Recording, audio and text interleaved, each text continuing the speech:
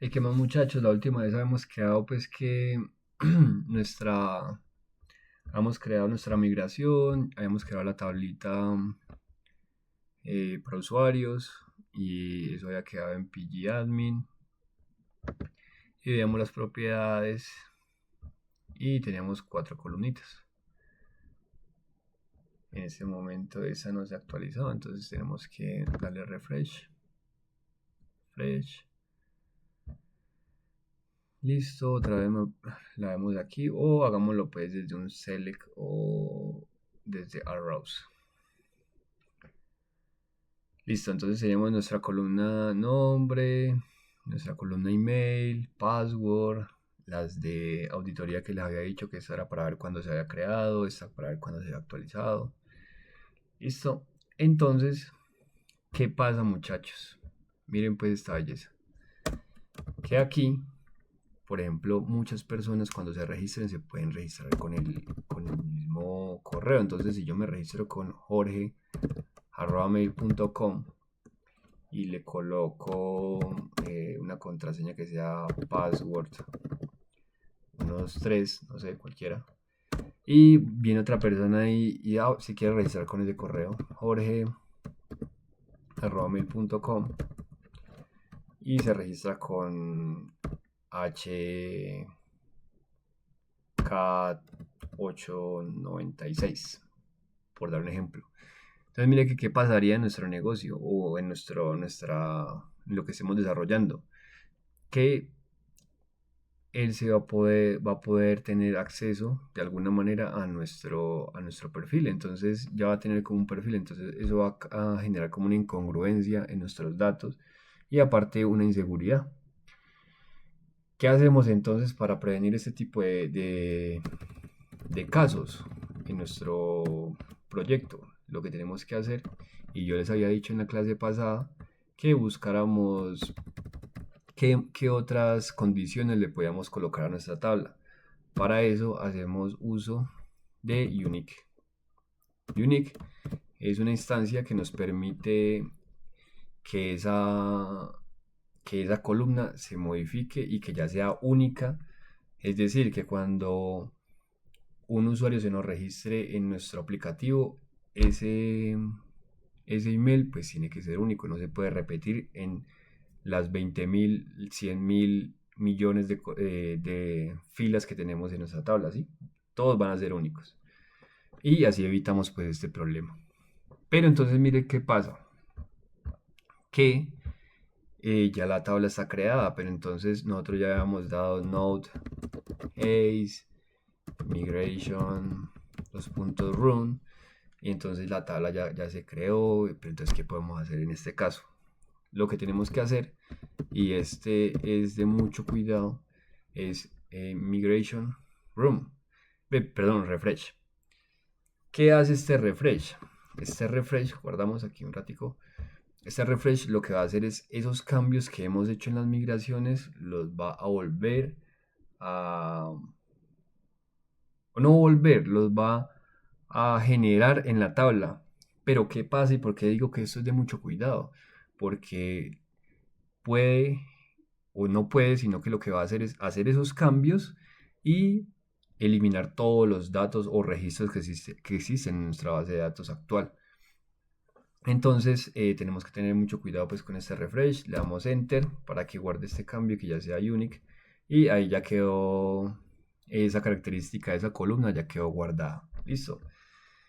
¿Qué sigue?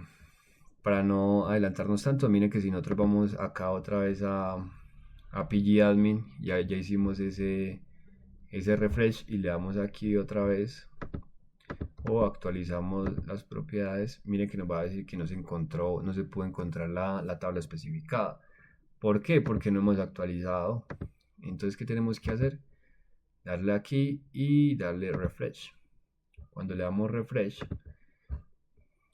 miramos otra vez a rows y ya nos va a aparecer normal. Listo. Ya tenemos nuestro PG funcionando, nuestra tabla funcionando. ¿Qué tenemos que hacer ahora? Para hacer la manipulación, ya nos olvidamos de las migraciones por el momento si no tenemos que hacer ninguna modificación. Nos vamos a usuarios, a users.ts y tenemos que declarar las columnas que estamos utilizando allá. Sí, mire que aquí o sea, el ORM nos da las columnas por default que él creó, que fue el ID, el data, el created add y el updated add. Entonces, ¿qué tenemos que hacer aquí? Pues generar esas columnas que nosotros hicimos. ¿Cuáles fueron? Entonces, las creamos. Arroba column, abrimos y cerramos paréntesis, declaramos y declaramos el nombre de nuestra columna. ¿Cómo se llama la columna? Nombre. ¿Y qué va a tener o cómo va a ser el tipo de dato que va a tener ahí? Pues va a ser un string, que ya lo habíamos dicho allá. Y ahora vamos con nuestra columna mail. Declare email, dos puntos. ¿Qué dijimos que iba a hacer allá? Pues va a ser un string. Copiamos y pegamos y lo mismo para nuestro password. Si queremos podemos verificar en la misma migración para ver que esos datos sean correctos. Y no se olviden que estamos utilizando TypeScript, entonces esto tiene que estar tipado, listo.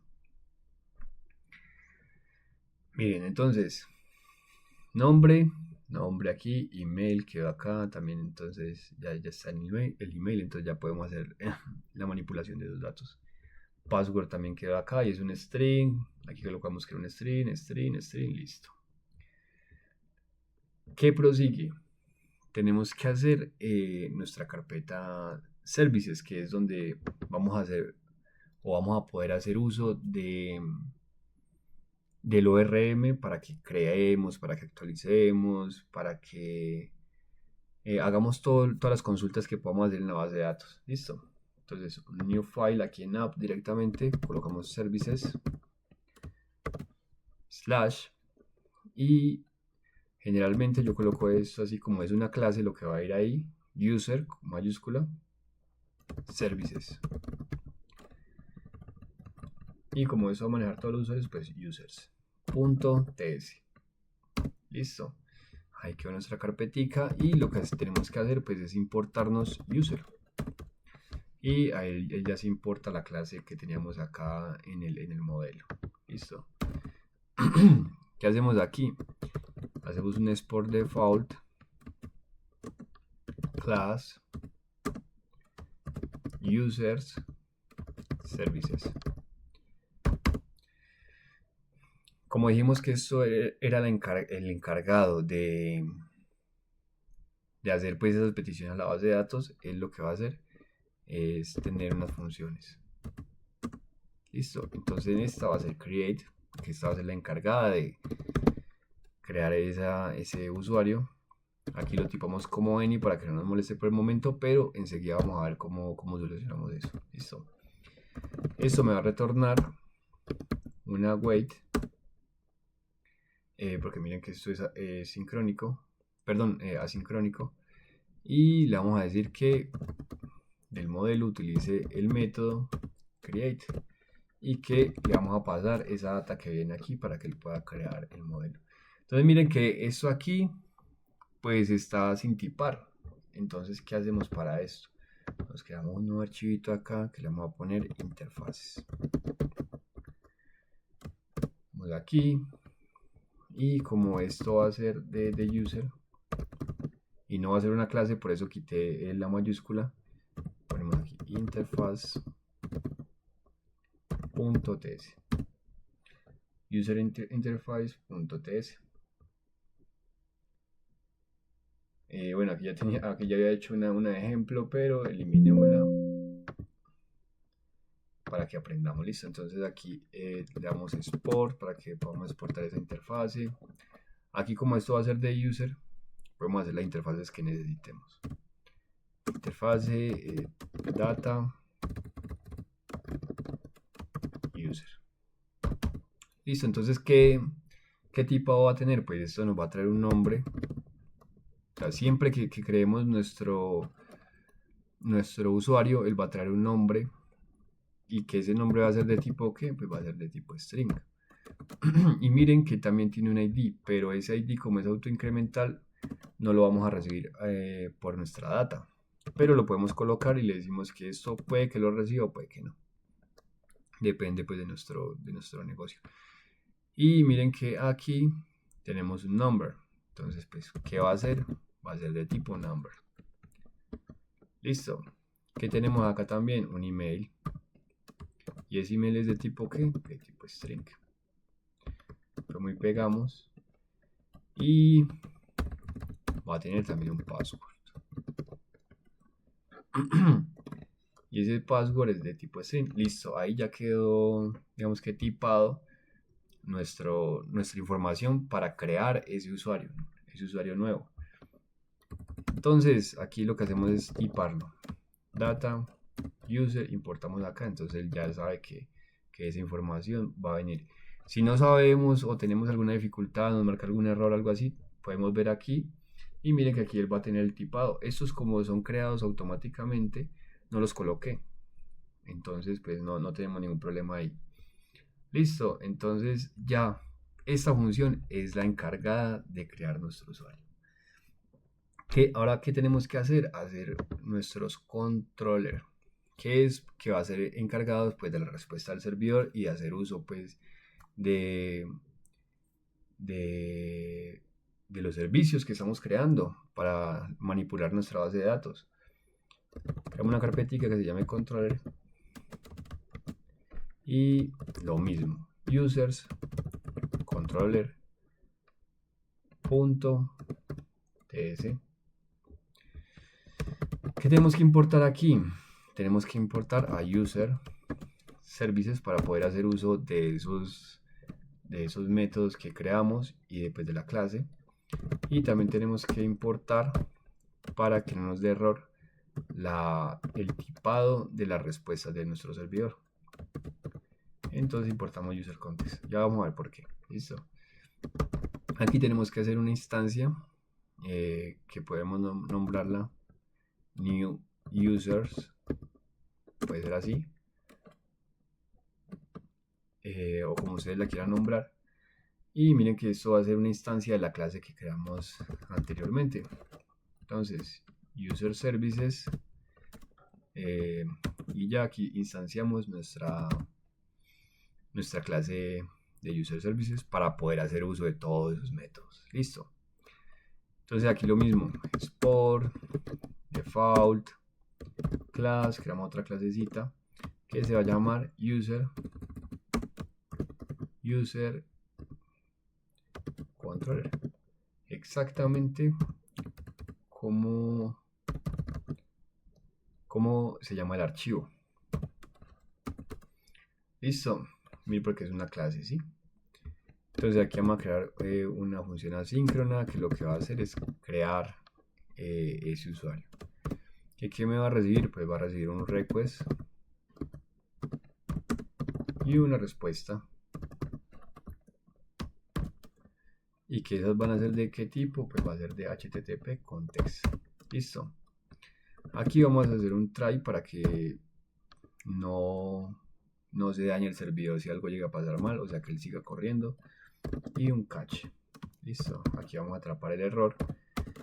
Y podemos retornar que cuando ocurra algún error, cuando se intentó crear ese usuario, nos retorne una respuesta que diga, o démosle un status, que es un status 500, y un JSON donde tenga un mensaje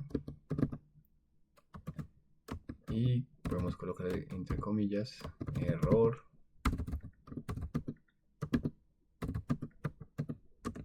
interno y error interno. Y si queremos ver lo que pasó o el error que está generando, pues colocamos aquí error. Esto es más que todo para depuración. En producción eso tenemos que quitarlo. Listo. Damos message. Le damos alt Z para que se vea bien nuestro código. o podemos cerrar este aquí directamente ya. Listo, entonces recuperamos. Ahora ya para crear, ya hicimos lo que tiene que pasar cuando ocurra algún error en la creación de su usuario. Ahora lo que tenemos que hacer es la creación de su usuario directamente. Entonces, ¿qué tenemos que recuperar? El nombre, coma, el email, coma, el password. Y le damos igual y lo recuperamos del request.body. Listo, ahí ya los atrapamos y ya podemos hacer uso de la instancia. Entonces podemos darle cons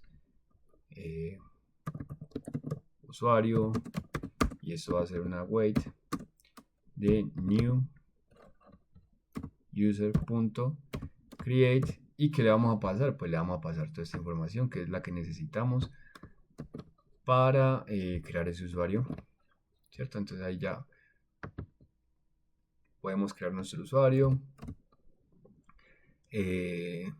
Pero entonces, si yo creo ese usuario, pues ahí lo estoy creando, pero necesito como una respuesta, saber qué pasó. ¿Qué hacemos? Lo que hacemos es un return y una respuesta. Response.status. Vamos a darle un 201, que es de creación. Eso lo podemos ver en HTTP Cats, que es muy bonita esa página, para saber las respuestas que podemos dar a través del servidor. Listo. Acá le damos un JSON y damos un mensaje, lo mismo. Message, dos puntos y éxito. Aquí podemos colocar lo que nosotros querramos mandar como mensaje pues de exitoso. Listo. Y si queremos podemos mandar de data el nuevo usuario creado. Eso es opcional. Listo. No es que esto tenga que ser así estrictamente, no. Le damos control S, tenemos ya creadito nuestro controller. Entonces, si queremos hacer uso de ya ese controller, lo que tenemos que hacer es aquí creamos nuestra carpetica routes, aquí en start, y le damos new file. Listo. User.routes.ts. Listo, tenemos que hacer una importación del controller, user controller, y aquí tenemos que hacer una importación de router. ¿Sí? Hacemos una instancia para que podamos utilizar usuario a user controller,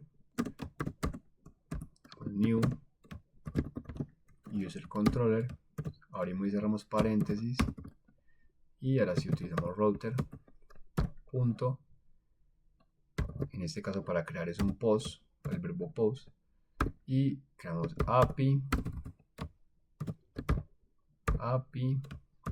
raya versión 1 usuarios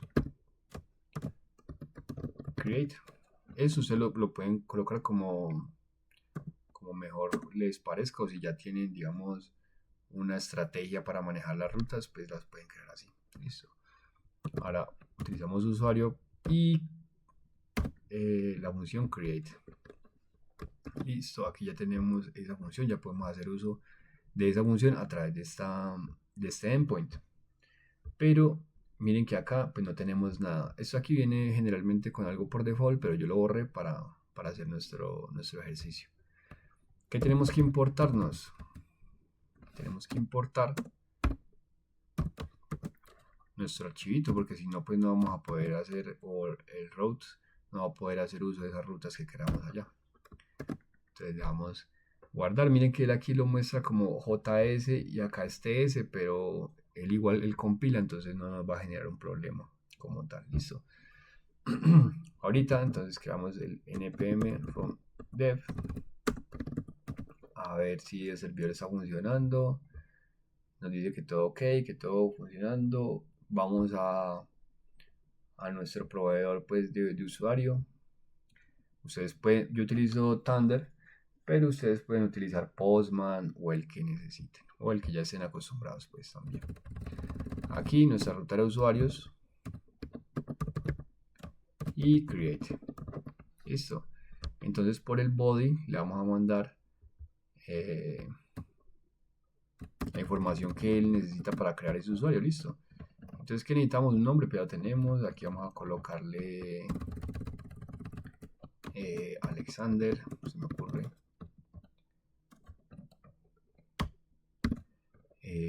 ¿Qué más teníamos? El email. Dos puntos. Vamos a colocarle alex@mail.com. Vamos a colocarle aquí el password. Si lo colocamos como soy Alex. Punto.